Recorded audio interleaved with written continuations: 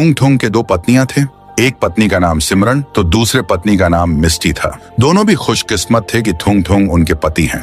थुंग थुंग दोनों से बेपनाह मोहब्बत करता और दोनों को भी अपनी सोने की जीप में रोज घुमाने ले जाता।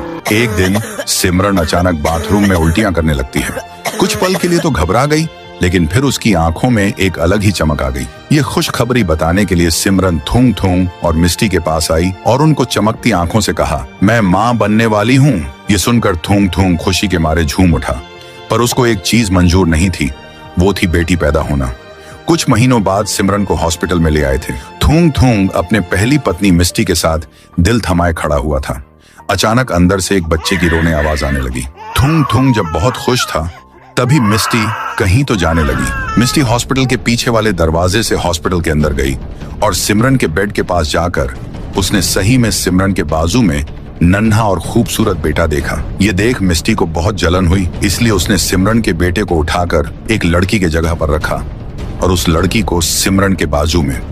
यह कर मिस्टी मन ही मन खुश होकर सोचने लगी, अब इसको जायदाद से थूंग थूंग बेदखल कर देगा। उसके कुछ दिन बाद थूंग थूंग सिमरन को बेटी हुई है, ये देख उसको यहाँ से निकल जा, ये आदेश दिया। उसके बाद सिमरन वह लड़की को लेकर वहाँ से चली गई। मिस्टी लड़के के बदले लड़की बदल बहुत खुश हुई। दूसरी तरफ सबका चहीता राइस्टार सड़क से जा रहा था। वह चलते चलते ही अचानक रुक गया और बाजू में अपनी नजर घुमाकर सिमरन को एक कचरे के ढेर में खाना ढूंढते देखा। उसके बाद सिमरन कचरे में पड़ा हुआ खाना हाथ में लेकर कहीं तो जाने लगी। राइस्टार सोच में पड़ गया कि यह तो थूंग थूंग की पत्नी है ना। उसके बाद राइस्टार सिमरन का पीछा करने लगा। राइस्टार पीछा करते करते एक टूटी फूटी झोपड़ी के पास आया और उसने झोपड़े के अंदर झांका तो उसको सिमरन उसकी लड़की समझकर उसे खाना खिलाती है। उसके बाद राइस्टार खुद को रोक नहीं पाता, अंदर घुस जाता। राइस्टार उसको पूछता है कि तुम तो थूंग थूंग की दूसरी पत्नी हो ना, फिर ऐसी हालत में?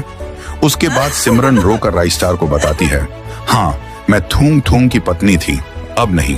उसको लड़का चाहिए, पर मुझे बेटी होने पर उसने मुझे जायदाद से हकाल दिया। मेरी बेटी को भूख लगी थी। यह सुनकर राइस्टार का खून खोल उठता है। उसके बाद वो थूंग थूंग के बंगलों पर आता है। वहां पर दूसरी पत्नी मिस्टी पैसों में मजा कर रही थी। राइस्टार मिस्टी के पास आकर उस पर गन तानता है और उसको किडनैप कर एक झाड़ पर बांध देता है।